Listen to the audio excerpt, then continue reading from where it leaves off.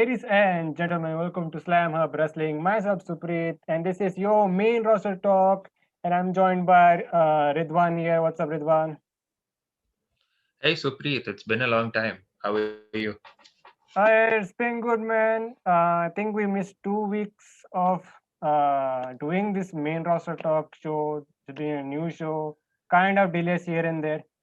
I'm finally happy Yeah, to do this. yeah, finally. So we had a paper review this week. What you think about it, Fastlane? Well, it was on. It was right in the middle of it was right in the middle of Chamber and Mania. And now that we are done with this pay-per-view, at the time of it, we just have like what 2 weeks now from Mania. Yes, and that will be So done in just like that. We'll get to WrestleMania. yeah, personally, like I wasn't a fan of having this pay-per-view in the first place, but for what it was a decent show because obviously I wasn't expecting much. So maybe if I could just rate it by my expectations alone, it was a possible show, and it was a good watch sort of. What about you? How did you feel about the show?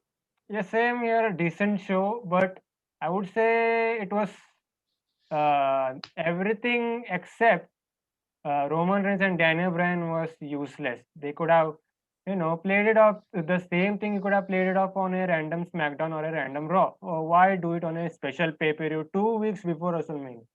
You know, I agree. I wholeheartedly agree with this because, like, except except like you said, Roman and Brian, only like that had some WrestleMania ramifications, and the rest of them are just pretty much filler. So, which could have been done on a Raw or SmackDown, and weirdly they did it on a Raw or on the Raw and SmackDown. So it was quite pointless, right? anyways, that was fascinating. Let's talk about WrestleMania. Let's talk about Monday Night Raw, SmackDown. But before that, if you are new to this channel, then make sure to like, share, subscribe, do all that fun stuff. Check out our AEW Dynamite review this week. Pretty decent show for AEW. They are, on the verge of a long-term build to Double or Nothing. But anyways, decent show. Check that out. All links in the description. But before we talk Raw or SmackDown, let's talk about Andrade, CN Almas. What happened was me and Abhishek did touch on this briefly on the Dynamite review, but where he could sign, where he could go. So I wanted to get your thoughts on Andrade CN Almas getting released from WWE, and wanted to get your thoughts on his whole WWE run so far. So far, like from NXT to till now. Well, what else is to be said actually about Almas's Andrade, since he was just a mononym Andrade throughout his main roster run. So I mean, he had a pretty solid run by itself if you consider his time from NXT to Raw. He was at Raw, right? Yeah, he was on Before Raw. his release. Yeah. So it was a quite a solid run that he had. Obviously, he was marred by the whole usual main roster booking because sometimes his momentum was too good and then it was crashing down at the very next week or something. So I don't know. I'm actually happy that he got released because since I think his last appearance was October, if I'm not mistaken, I because think it was I wasn't. October, and that was the same time that they broke him up with Zelina Vega. Yes, and Garza as well, right? Exactly. And the whole and his funnily enough, like in canon in inverted quotes, his last appearance was him being eaten by the Fiend. So that pretty much erased him. If you think about it, it aligned quite well. But other than that, I feel like, I was happy that he got released because he wasn't being used at all. And quite frankly, WWE missed the boat on him. He could have been a lot more had they actually tried. And since, I don't know, maybe Eddie and yeah, Eddie was the last Latino star, or would you call Ray as one too? I think Ray, Uh, yeah, Ray was. Eddie. Eddie for that time was in a big magnitude, but Ray naturally got, a bigger star. Yes, but since then, like they've been looking for a Latino star. They tried with so many guys, like Alberto and Andrade was actually the person I was actually looking forward that they could actually do something with him. But sadly, they they did jack shit with him to actually make him that star of that caliber. But since his release now, there are a lot of options where he can go. So maybe obviously there's AEW within USA and. Like New Japan, he could go back and like reignite the whole Los Ingobernables thing. There are a lot of possibilities what he can do after his career, and he doesn't have a no compete clause either. So that really amps up the excitement of what he is going to do. But personally, I feel even an ROH run with he Rush is there and Dragon Lee is there. So if he goes there, I mean, it's going to be a bit of a step down, but it's a shot in the arm for ROH, so people would actually be interested to see in some form or fashion. Wait, So there wait, are a wait, lot wait, of wait, wait. So speaking about ROH, I don't know if you have. Did you check the internet? Heard any news about Ring of Honor being getting some big debuts for their pay-per-view tonight? I didn't read. I mean, I didn't really check. I just checked the results that they had. Mm-hmm. So could you please enlighten me on that? No, I also had planned to watch that pay-per-view, but I had SmackDown, so I picked SmackDown over that pay-per-view. Good choice. But I will, but I do want to check their pay-per-view out, not for Andrade, but just to watch ROH. But who knows? He might have debuted. Well, Anyways, but let's yeah, check I mean, that out after the review. But that's our small thoughts on where Andrade could go and his entire career. And speaking about, you talked about how Andrade was great in NXT, misused in the main roster. I still have a memory of Andrade. Still to this date, I have a memory of Andrade winning that NXT championship from Drew McIntyre. Like that was an holy shit moment for me at that time because I was not checking out, regular watcher of NXT at that time. So then, then he had that match with Gargano that proved that he can be a great wrestler. But even, I don't want to sound negative, but even being, in a relationship with Charlotte Flair couldn't give him a big push on the main roster. yeah, he had the biggest pass to nepotism, and WWE screwed that up too. And speaking about Charlotte Flair, so when Andrade got released, she was also on the news because apparently with this Andrade situation going on, she has some heat going on with the company. I don't know what it is, but it was first said that it's just COVID. That's why she is being taken out from future shows and being taken out from the WrestleMania poster. But there are some rumors and speculation that it's not just COVID. It's much more serious because there were talks that she was the one that went against the company and forced the company release him or else I will also walk out with him, something like that. I personally don't think that is true. But if it was, good on her. But I personally don't think that actually happened. But and it could very well be COVID alone, and that makes more sense if you take two stories together and if you choose the right one. So that these are my 2 cents on the whole thing, whole So, Charlotte thing actually. that was the entire Andrade Charlotte Flair story. Let's see what else comes about in the dirt sheets. And speaking about the dirt sheet, I just read this that Zelina Vega got signed somewhere, and it's not AEW, it's not WWE, and the reports is saying that it's not even a pro wrestling company mostly. Then She got signed somewhere. It's not mentioned what it is made, and the report is saying that it could not even be a pro wrestling company, something out of pro wrestling. and this contract reads that she can't work with other wrestling promotions, and mainly AEW. Oh, wow. That's honestly weird, but knowing what Zelina has been up to since her release, it could very well be like some gaming related stuff, or it could be like comics, gaming. These are my, what do you say, my guesses to where would she be, So I just or wanted to modeling, of course. get that out too, because that came out from nowhere. So let's get to the shows, man. Let's get to the reviews. Let's start from Raw. So they kicked off Raw with Bobby Lashley and Sheamus yet again. I didn't know why they were doing this match again, because Lashley, beat Sheamus last week clean, but don't know why we needed this match again.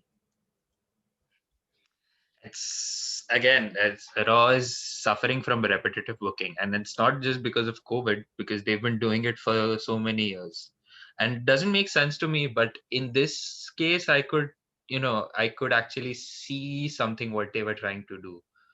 So, like, since Lashley has won the WWE Championship, like which got completely missed out to an extent on this series, because the last time we did an episode, Lashley was still fighting for the championship versus The Miz, and it was a very good babyface moment because how they were building it up, and Miz was the dickish heel who was trying to escape that. But now, a few weeks later, now the roles have reversed to an extent. So Lashley is back to being a heel again for some reason. It's okay. Like, we can see what they're trying to do with that, for Lashley to, be a heel now and the rest of Hurt Business. But in this case, Sheamus actually fought valiantly. So it could again be a face turn for Sheamus. What do you think on this? Hold that thought on a Sheamus, babyface turn, because we will talk about Sheamus and what he could be doing at WrestleMania. So, I want to get some highlights of this match. So, Lashley, he would eventually beat Sheamus with the Hurt Lock. We did get to see some interference from Cedric Alexander and Shelton Benjamin. So we had a little post-match beatdown on Sheamus. Drew McIntyre came for the save. So the situation was that Lashley didn't like the interference from Benjamin and Cedric, and we had a little situation going on that they booked McIntyre versus the Hurt Business in a handicap match. So the way they did all this, it looks like we could be seeing a possible split of the Hurt Business, which does not sound good. What you think? No, no, no, no, no. Oh my God. I don't want them to split up at all. And they've been teasing this dissension for like a good few months now. And I don't want to see it happen, because Hurt Business, like, since Lashley winning the WWE Championship was like peak of their run, and they've been the highlight of Raw since like June, I guess, since they were actually formed, June or July. Hmm. I don't exactly remember when, but they've been all over the show, and something like, we know how subpar Raw has become over these years. And Hurt Business was actually something I was looking forward to all this while. But now, if they're splitting up, then like, personally, for someone like me, I don't really see a reason of watching Raw except reviewing this show. What do you think of a possible Hurt Business split? Not a big fan of. Me Totally neither. not a big I fan just of it. But let's see what else they could do with this whole Hurt Business angle. Sorry, split angle. Uh, so split uh, business. let's get to this Hurt Business. There was another segment featuring the Hurt Business. So uh, after what happened was, after this handicap match where the Hurt Business lost clean, so that indicates more that the split is eventually going to happen. That's the basic WWE disease. Splitting up what's right. Splitting up what feels right. So Lashley was furious with this whole situation, from starting with the involvement of Cedric and Shelton in his match to getting beaten easily by Drew McIntyre. So what he did was Jobberified. he went to the 24/7 championship locker room and he said he's putting a bounty on Drew McIntyre, and whoever takes him out gets a WWE title shot, something like that. Oh my God, that's you look at that 24/7 roster. It's so bad, that could actually make a good Cruiserweight Classic tournament by itself. So sad. And looking at Lashley's chances of retaining at Mania, you don't know. You don't think it's going to happen either way. So it's even sadder. I hope Lashley goes over. So do I, because this whole setup is very predictable, and it's like whatever they've done so far. It's interesting to see the match, but you're not going to be a fan of the outcome if Drew wins, because they are just trying to replicate what happened last year with fans. We've discussed that before as well. We will discuss that next week because I have a feeling Drew McIntyre is getting booed. Drew Cena or Drewman Reigns. Yes. But let's talk about this angle, man, about this bounty on Drew McIntyre. The one guy that stands out to take this is Keith Lee. Wow, that sounds a lot better than whatever I was just saying like a few minutes ago. But Keith Lee, again, it certainly looks good on paper for him coming back and just beating the shit out of Drew McIntyre, because I feel he should be at least in the US picture, which he was, but he should be booked a bit strong. But and if he's doing it for Hurt Business, the impact feels a little short. But again, if he gets direction and if he's booked well, I don't have any problems with that. But that is still the status of Keith Lee is still unclear. Is he doing fine? Could he return before Mania? Yeah, and isn't he having some issue? Like, I remember he was tested positive for COVID during Rumble, and after that he was pulled out of the Elimination Chamber pay-per-view. So I don't know what's exactly happening with him, but I hope he's okay. So moving from the WWE title picture, we get to the Raw Women's Championship title picture. We had a little Asuka. We had Asuka versus Peyton Royce on Raw. So this match came about when Peyton Royce called out Asuka on Raw. On Raw Talk weeks ago, saying she wants an opportunity, etc. So there was a little continuity here. By booking this match, giving Peyton Royce this match. Okay match, but nothing great here. So Asuka wins with the Asuka lock, and that's it. Shall I get to the post match angle, or you want to get your two thoughts on this match? I don't really have much to say besides, it was more of a showcase for Peyton Royce. If she's called out Asuka for a challenge, and if she could hang out with Asuka, that was pretty much the story. And sometimes a story like that would be, good enough for someone who's a little low on the card compared to Asuka. But overall, it was what it was, and as a showcase for Peyton, it was pretty decent. So yeah, these are my thoughts on this match. Let's talk about the post-match angle, man. We had Rhea Ripley showing up. That was her official debut as a member of the Raw roster. So, she congratulates Asuka for the title reign so far, brings up Charlotte Flair saying that she has COVID. So she decided to step up and, challenge Asuka for the Raw Women's Championship at WrestleMania. And it was made official. We are getting Rhea versus Asuka at Mania. Want to get your thoughts on this match? Because I had the idea. First off, I don't mind Rhea Ripley versus Asuka at this point, but they had a simple story going on with Asuka and Shayna Baszler for the last 2 weeks. They could have continued that until WrestleMania and given us Baszler versus Asuka for the championship. But this was a bad idea, just dropping that storyline to get to Rhea Ripley. But in all fairness, like, there is no one really credible enough to challenge Asuka besides Rhea. So might as well, if you're just calling her up onto the main roster, might as well just shove her in the title picture, which like she was booked.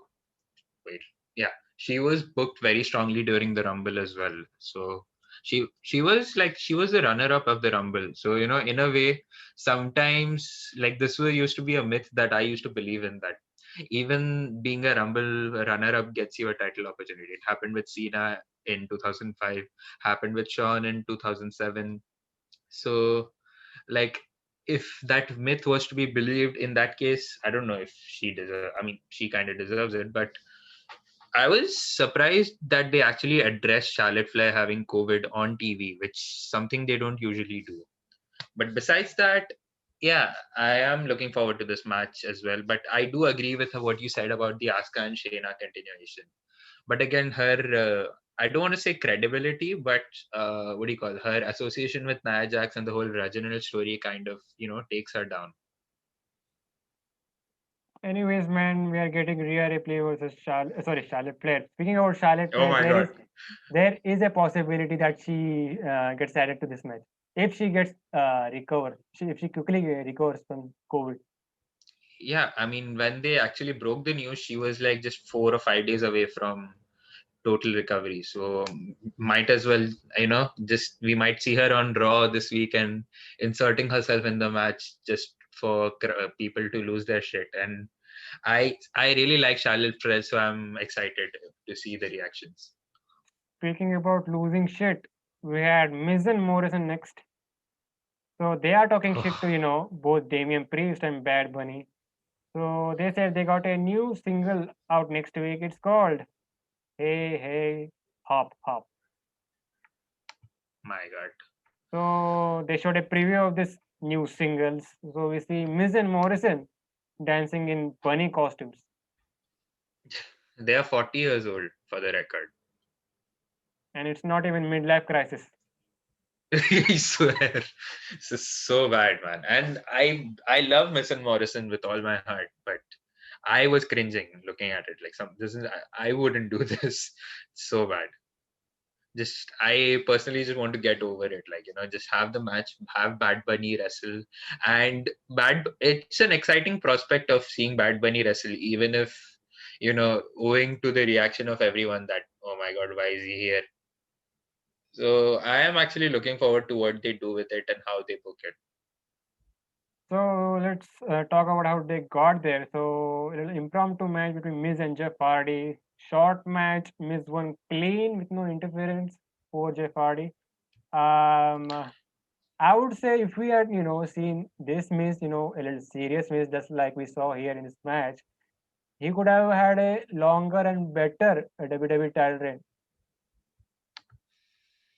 Yeah, he could have. He could very much have. And like I think I mentioned it in the previous episode too, that I was looking forward for maybe 5 to 6 years that Miz should have been champion. And had he kept this up, and maybe he could keep this up if they somehow managed to break up Miz and Morrison. And that is also another WWE stigma of breaking up tag teams when they shouldn't. So if that is there, then I wouldn't mind it. But then this match was, again, it was just there, just served its purpose of building up Miz versus Bunny, which they made it official later on. But I was actually hoping they would do a tag match. Do you think it's still going to happen? I think the problem is that Morrison is still injured. The original idea was to do a tag match, but I think Morrison is still injured. So they are going with the simple route of doing Miz versus Bad Bunny. Yeah, I mean, he was injured during the match with Riddle a few weeks ago. So I think I that think you are the one that pointed it out. I didn't pay much attention to yes, that match. yes. For more scoops, please follow Slamhub Wrestling. So about this match, I want to get my thoughts on this. It's a special attraction match, if you want to call it, for WrestleMania, but I couldn't care less for this man. And but my opinion could change after seeing that match. Still, This match and the next match I am about to talk about, I'm going with an open mic. Yeah, I mean, I'm also interested to see what they do. And Miz, for all his lackings in what do you call his in-ring style, he could, they could do something well with it. And bad and Miz is kind of called, a safe pair of hands in the ring, which is absolutely ironic if you put him in front of a suicide dive. So yeah, let's see where this goes. But I'm just rather interested than excited about this match, for putting it correctly. So we have a similar type of match with the same vibe. Uh, so we had a segment with AJ Styles and Omos. So they were arguing with New Day. So New Day, they were testing AJ's knowledge about Omos, which AJ failed at. From that, we get AJ Styles versus Kofi Kingston. So Styles get distracted with Xavier Woods playing his TNA theme on the trombone. So Kingston with the SOS got a win, and that was basically it. So what do you think about this upcoming Raw tag team title match at WrestleMania? First of all, for the point that you mentioned, that New Day asking AJ what does he know about Omos, and AJ failing at it. It's pretty much art. Life imitates art, because AJ is a flat earther, so you wouldn't expect much more from him in that aspect. Okay, never mind.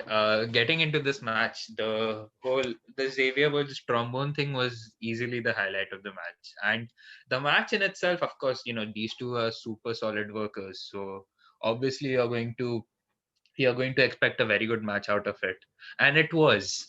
And as for the match is concerned at WrestleMania, New Day versus AJ and Omos.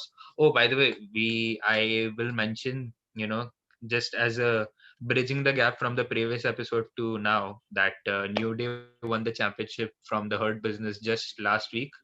Was it last week or was it 2 weeks ago? That was 2 weeks ago, I guess. Yeah, it was 2 weeks ago. My bad. There's So, your another indication that Hurt Business may split up. oh yes, sad.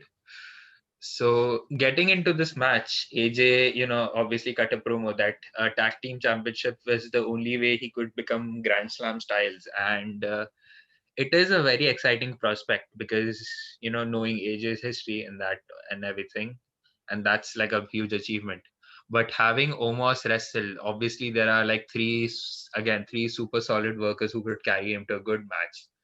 And I'm also excited, like you said, just going with an open mind to see where this goes. So for Omos, obviously, like for let's be real, his big ability of, I mean, the reason why they kind of recruited him was because of his size. And if that translates into something, because him being Omos is like the most significant thing he's done so far. So how he hangs up with like three great workers who could carry him to a good match, exciting. This is something I'm excited about. So That's the intrigue, obviously I right? hope, yeah, that's the intrigue. And it's going to be a good match, Like, knowing the level of workers that are there. like they have done a decent job, building up, almost as a threat, but he looks like a guy, could be limited in the ring, couldn't do a lot. Yeah. Like, of course, like if you look at him now, he's still, pardon the pun, he's still raw. So what he does remains to be seen, but let's see. Like you said, open mind is always good for for such a match like this. So that's it. So you were talking about Sheamus, right? So Yeah. this guy was, being interviewed. By the way, we are given an explanation on why Lashley versus Sheamus happened again. It was Lashley who challenged Sheamus.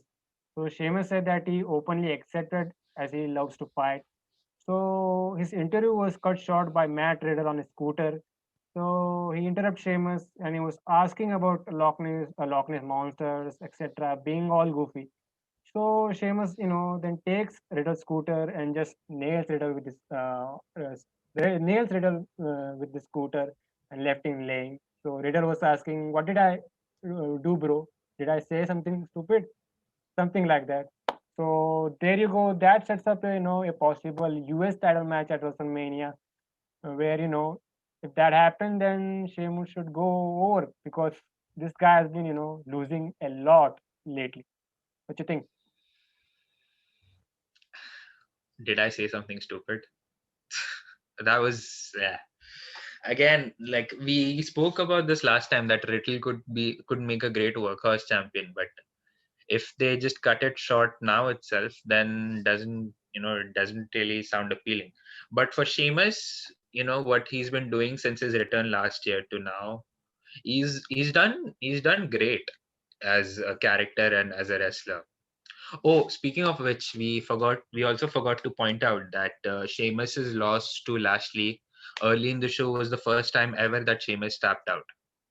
Hmm. Yes, yes, yes. So in that aspect, I mean, going from there to his possible US championship match again, for whatever Sheamus has done, in the past year or so, in that case, he pretty much deserves to get that championship run again. And if he if he turns face, I don't know, like I mentioned earlier, and then him and Drew holding both the championships would actually look like a good moment. And speaking about Riddle, man, I think they really need to tone down that goofiness because we need to love these guys because it's a baby face, but he's making the way they are giving him scripts and lines, it is making him look like an idiot. Well, his entire gimmick, although subtle but not so, is him being a stoner. So I don't really know what else I could expect out of it. But again, if he's a babyface who is doing goofy shit, then again, like people are going to turn on him soon, and people have pretty much turned on him soon in the past year, if you think about it, because of So, his backstage attitude. yes, yes. No, that was secondary. The other thing he did outside the ring, Yes, but reportedly. yeah, allegedly, which we wouldn't want to mention that either on this podcast. We are quite safe. Nah, never mind. Let's cut that out. Speaking about never mind, this whole situation with the women's tag team championship, Mandy Rose and Dana Brooke, so they faced Shayna Baszler and Nia Jax. Nothing much here. Nia and Shayna win. We had Reginald doing flips and shit throughout this whole segment and match. Whatever, man. I think they're gonna do a multi-women's tag match. I think for the tag titles, and I think their priority is to put the titles on Lana and Naomi. I think.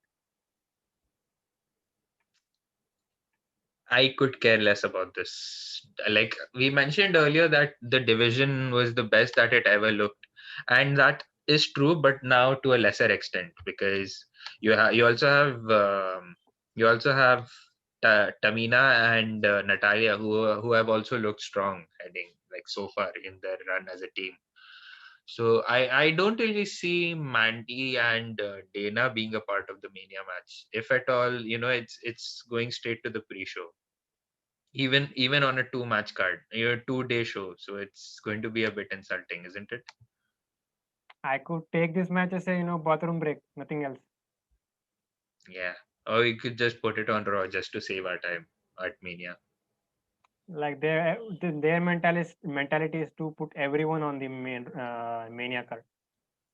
Yeah, I mean you've extended it to a day, so might as well just do that.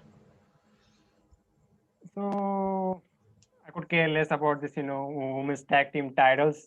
Basically, not the match. After Oh, I would like to mention that because like Jackson Baszler, who also had a title match down in NXT with Dakota and Raquel, Raquel, yes. Raquel, Raquel, Raquel Gonzalez, which was a good match for what it was, which ended in a dusty finish, and then they introduced a new separate set of championships, the NXT Women's Tag Team Championships, and they cuckolded Dakota and Raquel and gave it to Shotzi and Ember. So this entire thing looks like a bit of a mess, don't you think? Those NXT Women's Tag Team titles, those are in a shitty state for their division. Yes, even though they have like a good number of teams who they could make a division around. But again, it already feels like there are way too many titles. And is it just me, or the belt design of the NXT Tag Team Championship, that NXT Women's Tag Team Championship, it looks like a bit of a ripoff of the old NXT Men's Tag Team Championship. You just read Or my is it mind on that same topic. still feels weird to me? Totally. Anyways, man, let's get to the next stuff here. We get Braun Strowman versus Elias. Again, you're seeing this trend here. Rematch after rematch after rematch. We'll get to this SmackDown stuff too. Yes. So we had this was a rematch from Fastlane. Nothing much here. They did the same thing here. Braun did the usual, his usual thing. The, But this time, Braun had literal sound effects for trained sound effects. And that's for all, bullshit. listen. For all the stupid reason, this was great because this popped me. This was great because I'm the only guy in the community right now that loved it. Well, feels good to be different, isn't it? But for all the stupid reasons, I like to point it out. For all the stupid reasons. Yeah. Stupid Express. That's what they called Braun Strowman, which I'm not calling you one, but this is what they call. So if Braun Strowman's character is just being stupid, then so be it. So we had But let me get through uh, this and let's sure, talk sure. about it Sorry, in entirety. So Braun with sure, a sure. power Sorry about slam and basically it, a post match angle with Shane, Shane attacking Braun with his crutch. So Braun no sold it and Shane just ran away and all of a sudden his leg is fine. It proved that he was just faking all the time when he faked that injury at Fastlane. So we would see Braun challenging Shane to a match at Mania, and that was official, I guess. That is official. So another thing that they added is we could see a stipulation match, which is very predictable because Shane is used to being in gimmick matches. So that's basically it. And about this whole feud with Shane and Strowman. If Shane is not getting killed, then I would care less for this match too. Well, it only makes sense if they do it as a gimmick match, because both of them are still very limited in the ring. Braun and Braun. Shane. Yes. And is it just me, or have they turned Strowman back to a babyface? The story itself is that Shane is bullying Strowman for being stupid, quote unquote stupid. So automatically that turns Strowman a babyface. Nothing much here. That is so weird. Why is it happening in the first place? But again, the match, like you said, if it only makes sense to make it a gimmick match, and that's the only way people are going to have a vested interest if Braun kills Shane in some form or fashion. That's Uh, pretty much it. Speaking about killing man, the main event segment. I saw this segment and I decided to kill myself, but luckily I'm still alive. So we get to the final segment here. Randy Orton, summoning the Fiend. So this was the same thing we saw at Fastlane. Fiend and Alexa Bliss show up. So Randy wanted to burn the Fiend again. He brought some gasoline and a match, but RKO'd instead. So Alexa Bliss decided to cause some distraction. The Fiend gets up. Mandible Claw and the Sister Abigail to take down Randy Orton. The Fiend then points to the Mania and we're getting Randy Orton versus the Fiend at WrestleMania. Thoughts on this? Finally, finally, the match no one asked for. Why? So I hope that's the only good thing is we are getting to the end of the story. So just just get it over with. so That's it. two things here they could do. First one, do the Firefly Funhouse match again, which was not that special when they did it last year. Wanted to get that out. And second option, do a normal match, but in this case, this shouldn't go over 5 minutes. And do something similar to what they did with Finn Balor at SummerSlam 2019. Yeah, if Finn, wow, Fiend is getting his win back, so that's the only way they could do like a less than 5 minutes. But I wouldn't be against if they do a funhouse match, dissecting Orton's entire career, and that seems to be the direction that they're going after. But Mania is live, right? Mania's live. That's why there are a live audience there. Oh yeah. Then yeah, let's just having a live match in itself under 5 minutes makes more sense if that's the case. Or they could do this Funhouse match pre-taped, like did the same thing with AEW and the latest Street Fight at Revolution. Yeah. But Something oh like yeah, that the commentary was very off, and I WWE are wise enough to not do commentary during a pre-tape match. yeah. Just wanted So to get that out. we could get the same thing here. It won't hurt the fans because it would give some time to heal and get to the actual live action. Something like that. Mm. Depends on what they do. Like if a man is being set on fire, I don't think they're going to recover after that. So other than that, man, this entire show sucked. It was a waste. Like why have the Fastlane pay-per-view or why have this episode if you had the Fastlane pay-per-view? It was in both cases. So let's get to SmackDown, man. The SmackDown review. At least SmackDown was bearable this week. Is it just me or they've actually had a dip in quality for the past 2-3 weeks? Because the entire show, like till Elimination Chamber was genuinely really good, but now it feels like a step down as well. That's why I tell people not to get their hopes high hopes.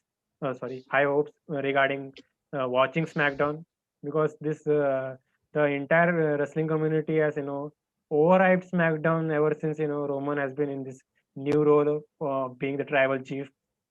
So that Which my mentality when I watch SmackDown. I don't keep my hopes high when watching SmackDown. Like this whole show is great. And nowadays I'm keeping the same mentality when watching Dynamite. You know, hmm, that's a good quote unquote expectation to have. but Just not. still, man, the main story for this week's SmackDown was regarding Daniel Bryan, the whole Universal title picture, what's going on. So the sh- yeah, go on. the What were you saying? shafted Daniel Bryan. So, Daniel Bryan, he said that he got screwed at Fastlane. That match with Roman was great. I wanted to get that out too. Easily the best match of the night on the show. Just that was just shy away from 5 stars. Yeah, Melzer rated it 4.5, right? Yes, And again, it's only Meltzer, but just saying if but still he's fair the enough. Still fair enough. If there wasn't any interference and stuff, we could have got a 5 star match. yeah, pretty much. So we had Daniel Bryan. He said he got screwed at Fastlane and was demanding a rematch. And he also pitched the idea of having a universal title match right after Edge versus Roman is done. So Edge was against the idea of Daniel Bryan getting involved and getting a title shot, and Roman Reigns was against the idea of defending his title twice at Mania. So Adam Pearce he came up with a solution at the end of the night.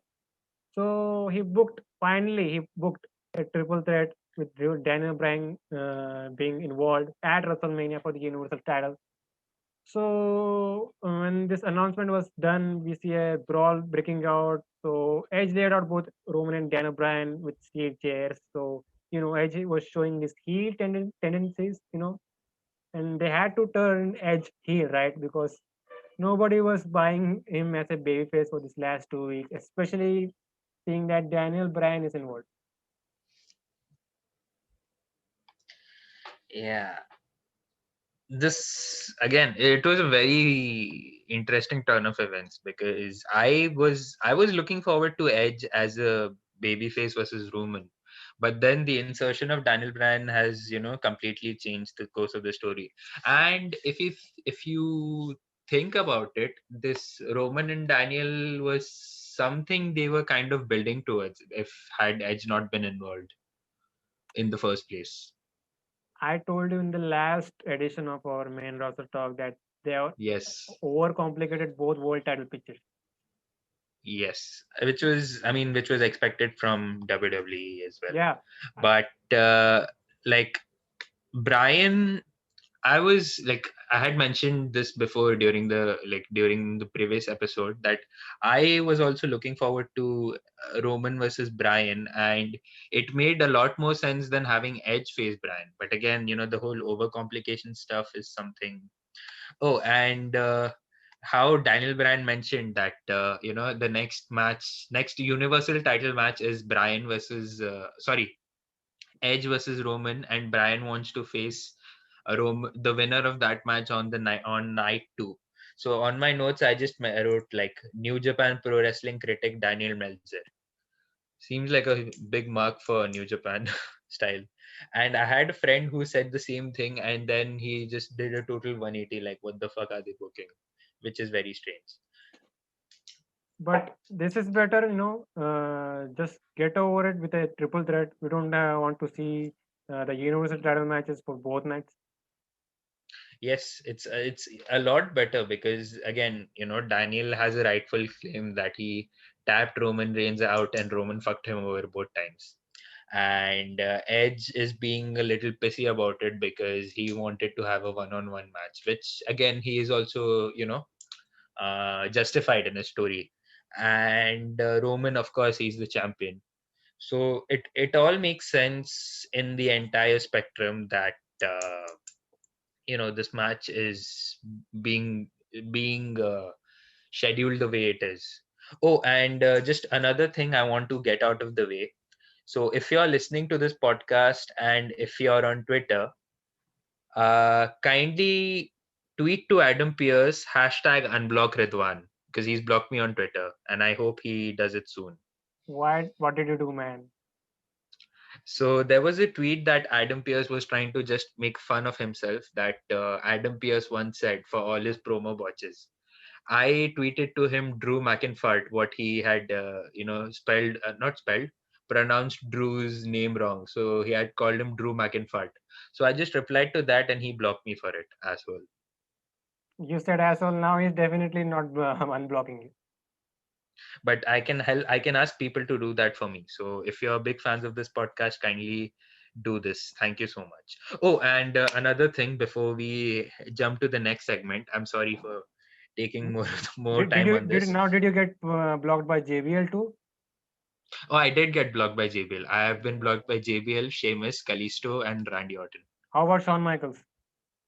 Not yet. You want to know how many people I've been blocked by? Sure, go on. Nice. That's what you call being a babyface in the IWC. Anyways, That's rare. so like you were mentioning about the original story was to do Roman versus Daniel Bryan. I'm not saying that Edge should have not won the Royal Rumble. You could have given him. You could have went with the original idea of giving him the Royal Rumble, but he should have challenged Drew McIntyre, and that could have left with Daniel Bryan going with Roman Reigns. Exactly. Brian could have won the Royal Rumble and it would have made more sense. And that is speaking without the power of hindsight. But still, after the whole messy situation we have, this triple threat does sound perfect to me. If they want to put the universal title on Daniel Bryan, Yeah, it's either Brian wins the title or Brian gets pinned. There is no in between. I think this time is winning. They I have hope come. so. I hope so too. No fans. No, they have to put the title on Dana Bryan. Yes. And I just want to get this out of the way. Corey Graves in the opening segment. SmackDown is about to get rated R, and you're going on Peacock. What are your thoughts on that? You mean Peacock editing out, vulgar? I can't say vulgar, but Controversial stuff. controversial or racial stuff, I guess. Yes. SmackDown's about to get rated R, Suprit. But by the way, now that you pointed it out, it's not just for Peacock users in the US. It's so they have said it implies to international WWE network as well. So even on Sony Live then. Yes. Damn. So no Chris Benoit on retro shows. Who? Chris Benoit. You mean that invisible guy? Yes. Yes, that invisible guy. You will be seeing an invisible guy winning the 2004 Rumble, and will be seeing an invisible guy win the world title at WM20. Yes. And Randy Orton somehow found the championship in Toronto. Anyways, man, about this whole situation with Peacock, it's kind of messy. Like, I heard that other streaming services like Disney, they keep all this stuff. you know this is too much, if I can say that, like taking out this type of content. You can keep that, like you can put a little disclaimer on, like it's not appropriate or something, but like why removing all this content? You can age gate it basically. Yes. All right.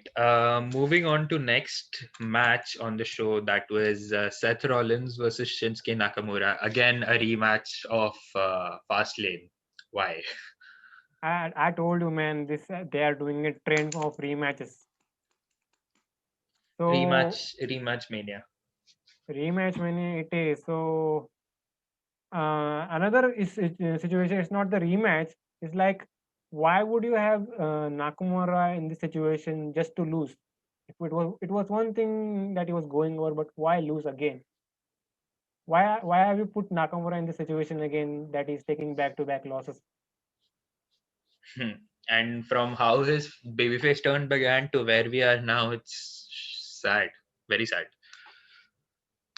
So yeah, this match was somewhat decent for a TV match, just similar to what they did at Fastlane. So Rollins wins with a stomp, and after the match, we had Rollins attacking Nakamura, but here comes Cesaro for the save. So Cesaro wanted to go for a swing, but Rollins escapes. But in the back, we see Rollins all furious, all mad. So he challenges Cesaro for a Mania match. But here comes Cesaro, and this guy swings the hell out of Rollins, and we see him finally accepting the challenge from Rollins, and we are getting Cesaro versus Rollins at Mania.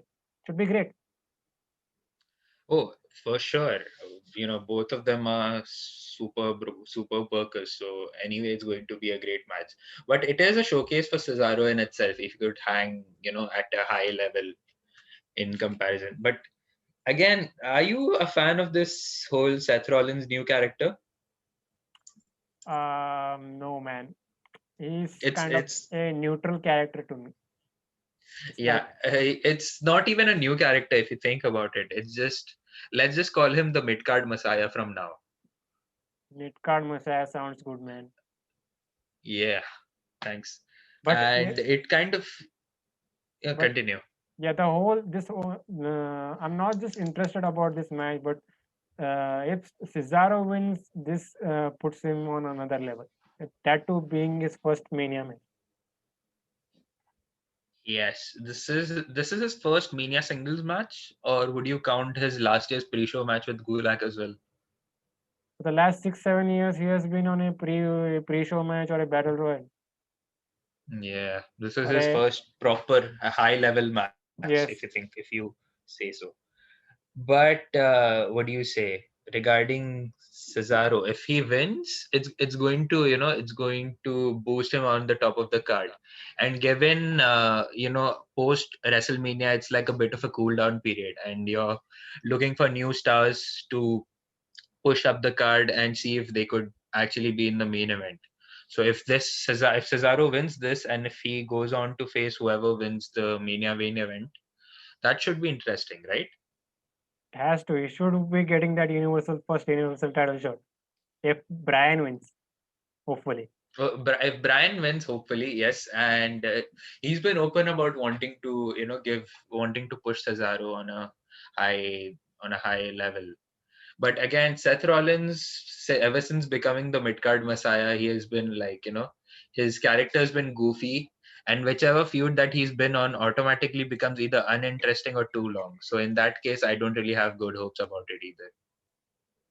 He's he's more of the Seth Rollins drip these days. Yeah, embrace the drip. Embrace the drip, embrace the vision, whatever you wanna call it. Let's embrace the next tag team match. It's Street Profits and Biggie versus Apollo Crews and Alpha Academy. That is Otis and Gable. So short but fun match here. Cruz won with the Olympic slam on Biggie, and that was it. So why don't you get your thoughts on this Apollo Cruz new character, man? Him being fully a Nigerian. So it's like on one side, like I said to you 2 3 weeks ago, that he finally has a identity now with this new character. But do you feel it's a little stereotypical, if you know what I mean? Yes, easily. Like, even, I had said earlier that at the end of the day, Apollo Crews' character, what they're doing is, tried. I don't want to say tried and tested trope, but something, it's like beating a dead horse of a foreign heel character. But if it helps Apollo stand out, then good for him and good for us. And so far, he's done well in whatever he's been given. Besides that, they also made it official that Biggie. Okay, so in kayfabe, Biggie asked for a rematch after the screwy finish that they had at Fastlane. So Biggie wants to beat him fair and square, and now we're getting a rematch of Biggie versus Apollo Crews for the Intercontinental Championship at WrestleMania. Your thoughts on that? By the way, the feud was going perfect until we got to Fastlane. Like, Yes. why would you give us that match when there was no finish? Instead, what they should have done, you know, they should have delayed Biggie's return and maybe, have him return on this week's episode and we could finally get the Intercontinental title match at Mania. Yes, and the dusty finish that they had on Fastlane wasn't even the original thing in this feud, because they did it. They did it on an episode of SmackDown in January, which all started Apollo's heel turn in the first place. They were slowly building towards that. And now the logical thing is to give the Intercontinental Championship to Cruz because if we lose, then Oh, he's dead. his his credibility is gone. And that is coming on to a new character, which, if you're turning if you're having a new character, if you're building that up, and if you lose the way you do, or repeatedly, then that's instant credibility killer. So let's see if they how they figure things out regarding this IC title picture. But we had the Kevin Owens show next. Owens calling on Sami Zayn for attacking him last week. So here comes Sami Zayn. He was instantly changing the topic. Talking about his documentary that will finally premiere next week. So he said that Logan Paul, the famous YouTuber, so he'll be at the premiere next week. Owen says that he doesn't care about all of this. He just wants a yes or no from Zayn about a match at WrestleMania. So Owens literally forces Zayn to accept, and Zayn said yes, and we're getting this match finally. Same thing like I said with Cesaro and Rollins. No doubt this is gonna be a great match. But I have a feeling, Logan Paul. So he shows up at WrestleMania and gets involved in some fashion. That's the only thing that's holding this match back, according to me. Because again, this match, having it on WrestleMania is a dream sequence. Because they already have a rich history as a feud, stretching back to their time at the independent circuit and even in WWE. It's going to be an awesome match, no doubt. But again, if Logan Paul is going to get involved, then I'm not really, I'm just taking a step back out of my excitement for this match. But the segment was good. Like KO is kind of becoming the reverse Roman Reigns, if you think about it. Like he's pretty much in the title picture except during Mania season. And Roman used to do the opposite during his peak babyface run. You're right. You're getting to something that I never thought about. But yeah, I'm excited for this match. What about you? Could be a great exhibition match. That's the intrigue right now. Yes, except for the Logan Paul stuff, which I honestly don't care about. And another thing, Corey Graves was hyping up this segment for next week on the whole red carpet for the trailer, and Corey Graves mentions that Logan Paul is the smartest man in the world, which isn't true Could be at all true. if you know his history. No, No, if you know his history, I wouldn't agree with it. as a businessman, maybe But he's into controversial shit, so just put him aside for the love controversy of create God. cash, I guess. Sorry? Yeah, that's true. That's true. That's true. And that's very true. Speaking about controversy and booking, I don't know. That was a stupid transition I did there. Bianca Belair versus Natalia. We see Bianca Belair a little aggressive this time in this match. She's still mad with Sasha Banks calling her a rookie. So we see Banks getting involved in this match. Sitting on commentary. She would get in the face of Belair. But Belair would slap Sasha this time. But back in, we see Bianca beating Natalia with the KOD. The post-match angle here with Sasha attacking Bianca with a backbreaker, and that's it.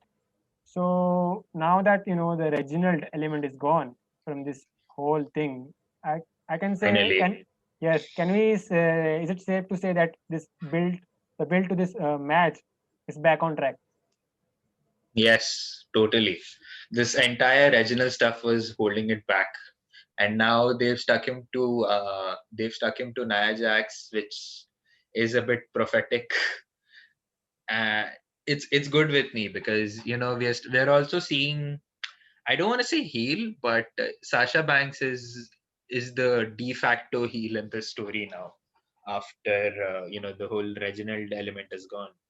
So in that case, it's finally back on track, and again, it builds up to the excitement because I this match is on night one of Mania. Is that correct? Yes. So I hope it main events the first night of the show. What do you think? Should it main event over Lashley versus McIntyre? Yes. Mm, in my opinion, I'm also, with Bianca and, Sasha main eventing Mania night one because Lashley versus McIntyre at this point is not that intriguing for a main event match. Yes, and Bianca won the Royal Rumble, so might as well put her in the main event automatically. And you have two nights now to in Mania. But yeah, that's the whole situation with the main event. It has it been made official that these two will be main eventing? No, it hasn't been, but this is what I'm hoping that they do. But anyways, man, let's get to the last segment that we are going to talk about. It's again about the tag team title situation. So they booked Dolph Ziggler versus Rey Mysterio. So mid-match, what happened was Ziggler powerbombed Mysterio over the barricade, and we come from commercial. Mysterio is fine. No sold it, bastard. Basically, they're telling that there is a trampoline or a cushioning something over that barricade. And they've overdone that spot for a good long ass time. fighting into the so-called Thunderdome crowd. Like even you remember there was this spot like this was during like just after the draft, Montez Ford and sorry, Street Profits versus Shinsuke Nakamura and Cesaro. So Cesaro throws Montez into this thing. So Yeah, that's I when I remember that. felt like it. Yeah, that's when it felt like a bit of overkill, which they are still going with even today, which is sad. But regardless of that, this match was good for what it was. A 2009 me would have been even happier at this match. But they're like you said, they are building the SmackDown. They're building the SmackDown tag title scene pretty well in comparison to Raw, which is pretty much non-existent. And you've got four credible teams now pretty much who are heading into this match. So you've got Dirty Dogs, that is Rude and Ziggler, who are the champions by the way, versus Gable and Otis, versus Street Profits, versus the Mysterios. So in that case, I'm actually looking forward to this match as well, because it makes an interesting story for two teams in this match. That is Gable and Otis, who have this natural chemistry and how they became a tag team, and Ray and Dominic for that father and son moment, which I feel should happen. I want Ray and Dominic to win this match at Mania if